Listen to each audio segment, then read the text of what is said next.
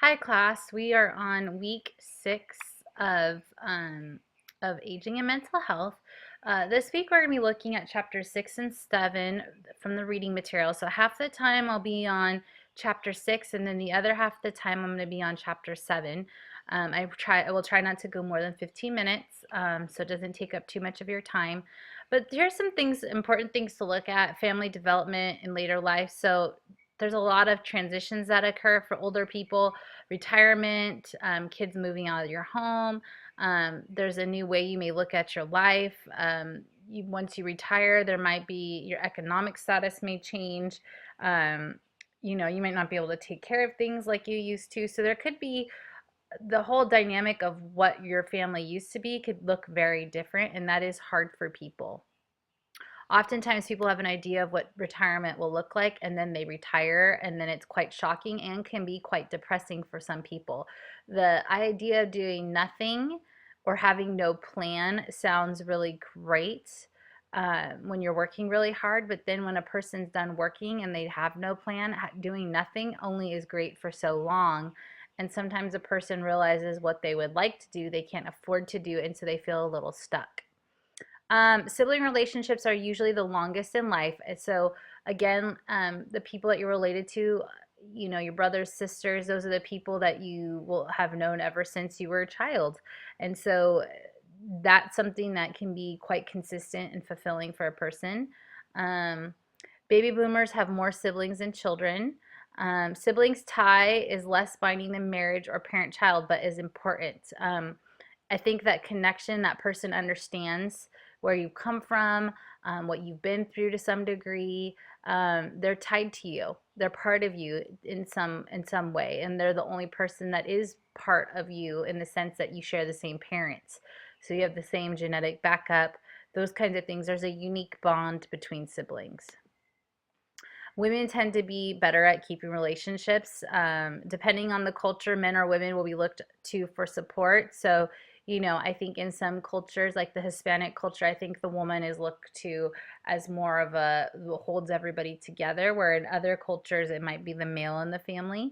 I think, one dynamic people always talk about, not necessarily in regards to aging, but just with people in general, women are side by side and men are or I'm sorry, women are face to face, men are side by side. So men kind of build relationships upon doing things, whereas women like to have the conversations and the talking. And so that may be why they maintain the relationships a little bit better, because they're involved, whereas a man might be involved by helping with things, or um, playing basketball or doing gardening, doing things with people. That's where you're going to develop the relationship.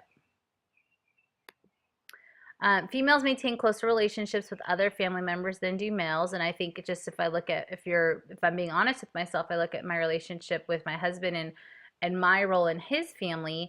I would say I'm more involved in his family because I actually talk to the people in his family. Not that he doesn't want to, but I think as being a woman, I'm the one that organizes a lot of the things, and so I know of more of what's going on. So that makes sense to me. Parents of daughters are more likely to have support in old age.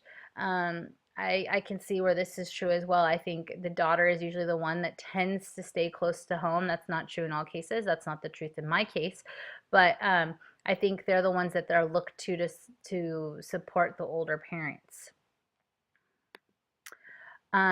Blue collar families tend to have close extended ties. White collar families are more likely to be geographically scattered, and rural elders tend to interact with their children less than urban elders. Probably the rule, like they're maybe not as close, like their kids may live elsewhere, whereas in urban centers, the kids may have stayed in the urban center with them. You could see maybe white collar families, there may be more access to finances, so people are a little bit all over the place. They go to college, they do things, and so they spread out, whereas potentially in a blue collar situation, everyone stays local.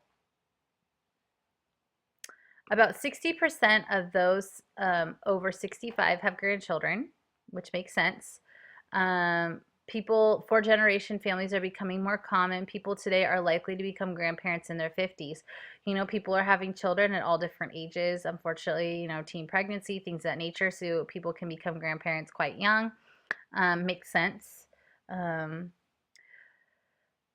Grandparents provide expansion of adult role models available to children. So a sense of historical and cultural rootedness from grandparents. I think the role of grandparents is really changing in our culture just to the role that they're playing as parents.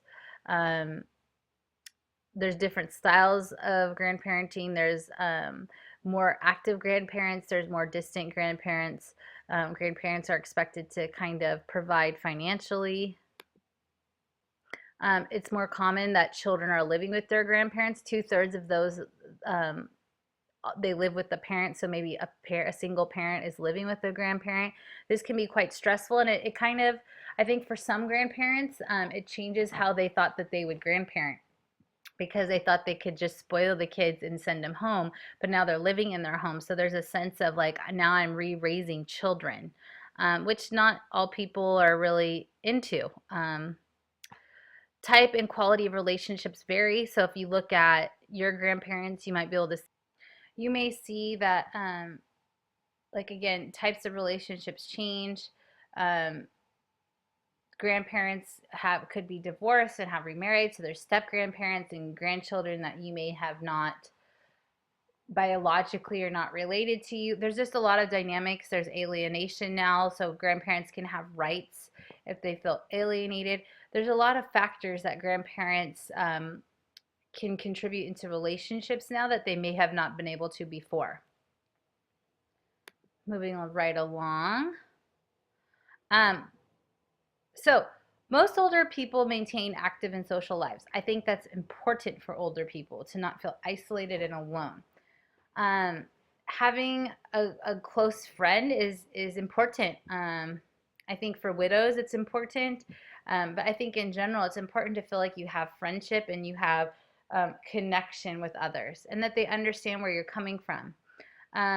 Whether it be a volunteer organization, membership, lodges, church-related activities, it's important to be involved in something. My great aunt, she really likes animals, so she volunteers with the Humane Society. I think she brings sheets for the dogs. I mean, it's not anything major, but like she feels like she's contributing. And I think when you've been a potentially a working person or a person like raising children, you want to feel like you're still contributing and that you're needed. And I think volunteering does that for people. So social networks involve a combination of course, organizations, friends, neighbors, and family. Some people have been in the same neighborhoods their whole lives, so they're very connected to their neighbors. This could even involve, some of the new online networking. That could be a factor in some of the social networking. Gender, usually, if you're the same gender, you may connect more. Um, So that's just some typical stuff that you may be aware of. Again, women are more engaged in network support than men. Which, depending on the male, it may be different, but I think a lot of times women are constantly trying to connect with other women. It's just how we are. um, so when we look at religion, that's a social organization. There's intrinsic, so religion is as fundamental motive for living. Extrinsic, religion for social purposes or to justify politics. Spirituality, psychological sense of purpose and meaning. Religiosity, interaction with organized religion. Those with high intrinsic religiosity and spiritual well-being have more hope and positive moods. I think one of the things that we learned earlier in the material is the centurion. They said they had some sort of belief. Many elderly are isolated due to they don't have any connections. So they don't have a lot of children, they don't have siblings, they may be disabled, they may be widowed, and they have a hard time connecting with, they don't have the connection to get them out, which can be very isolating. So what's important is increasing connections across age groups, more social meeting places for elders, communal living conditions, eliminating the social, legal, and financial pressure that discourage remarriage, widow-to-widow programs. Now, going back to the eliminating the social, legal, and financial pressures that discourage remarriage, I think one thing that you see with some older people is their spouse passes away and they get some sort of benefits, whether it's retirement or such. And if that person were to remarry somebody else, they would lose those. And so that causes people to really not remarry because they're worried about their financial benefits. So that can be quite discouraging for people and detours relationships. Okay, so that's just some information about chapter 6. So we're going to move right along to chapter 7. So in chapter 7, we're looking at sexuality and intimacy. So intimacy is needing to be close, being part of, feeling familiar with another person. Emotional connection, psychological well-being is enhanced by positive, supportive relationships, which clearly, like we've discussed in the previous chapter, is important for any person, but I think for the aging adult as well.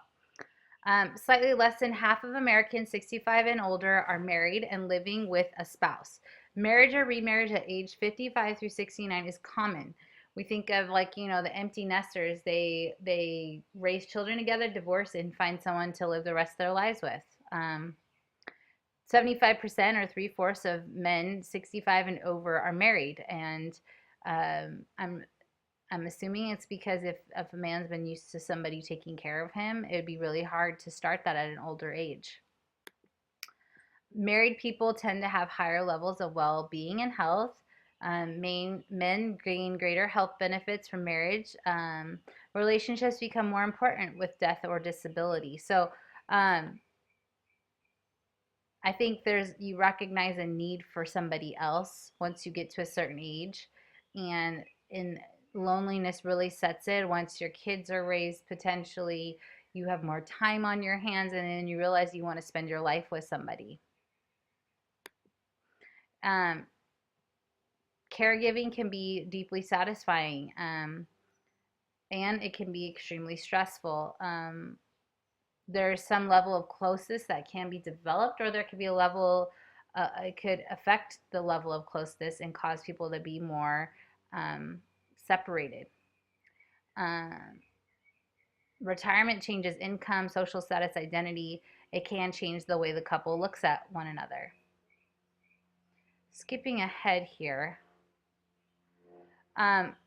Over half of older women are widowed. Widowhood becomes increasingly likely as one ages, clearly.